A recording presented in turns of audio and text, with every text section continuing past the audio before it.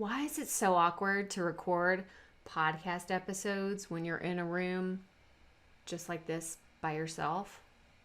Hi, I'm Krystal Proffitt, and today I'm going to share with you 4 tips that I have for recording solo podcast episodes.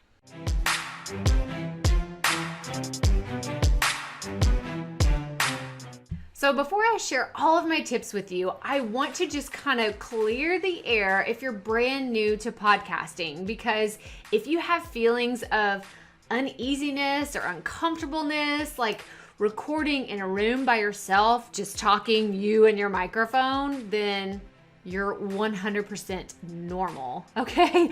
I've been doing this for a while, and I remember feeling like such an idiot whenever I was talking to myself in a room, totally by myself, and it's just totally normal. So if you're brand new, you're just getting started, just know it's okay. I've been there too. But the first tip I want to share with you that kind of eases that uncomfortableness is have a picture of your ideal listener or even a family or friend that you can put behind your microphone or pull up on your phone or have somewhere that eases the tension that you're just talking to yourself.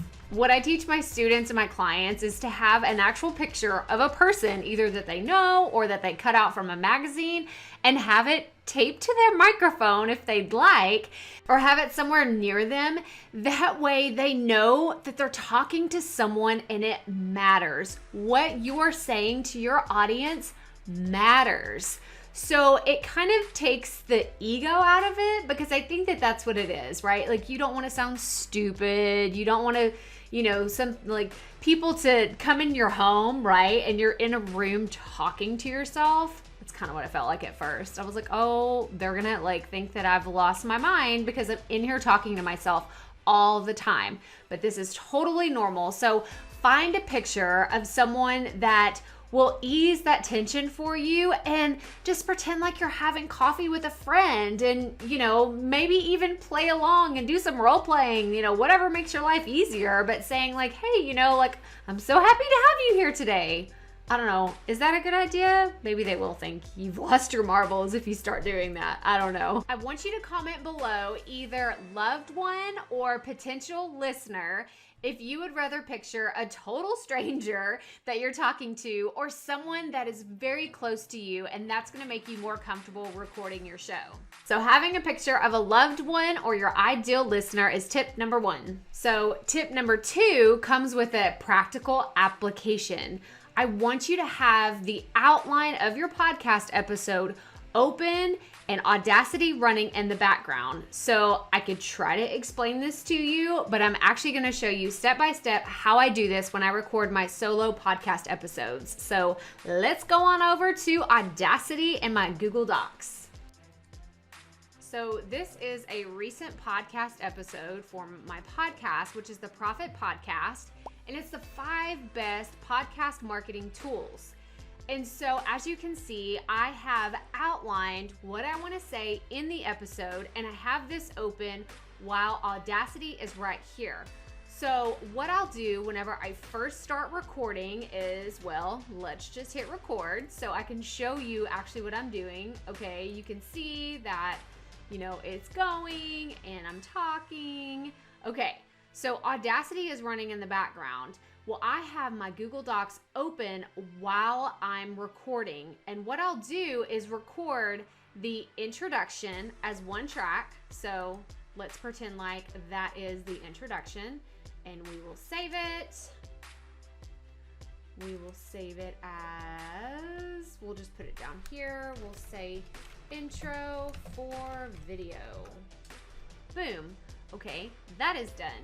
Now I will go in and I will record this part right here. The podcast main theme is something that I have saved, which is a great automation tip.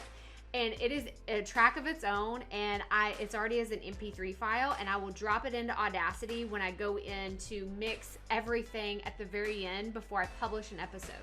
The same with my self-sponsored ads. I have all of those already completed, and they are in the MP3 format.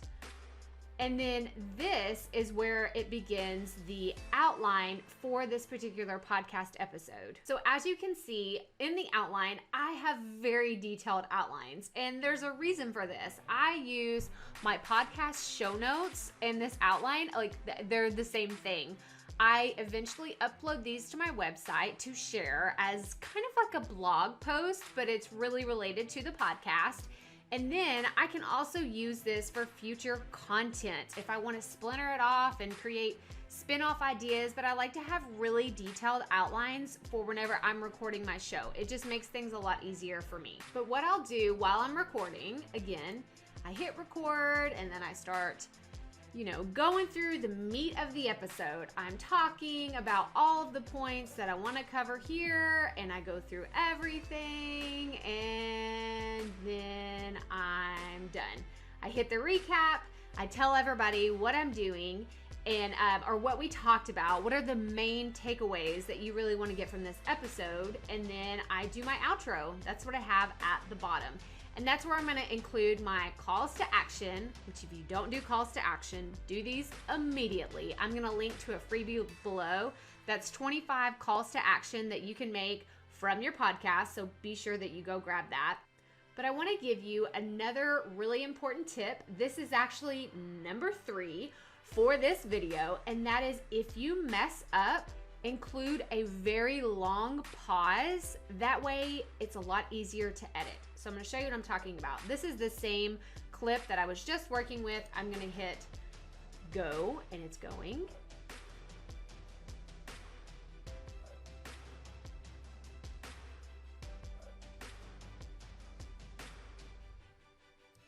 Okay, I stopped it. Now I'm going to make Audacity bigger so you can see where there's this huge long pause. That was when I started talking again.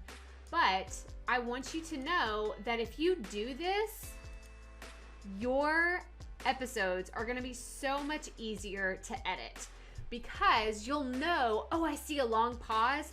That's where I messed up in that one time. So I need to make sure that I go back and fix those edits. Trust me, if you're doing your own editing, this will make your life so much easier when you go back to edit your podcast episodes. I want you to comment below, OMG, yes, if you have messed up recording a podcast episode and you cannot find the edits and they're way too hard to track down. I have totally been there.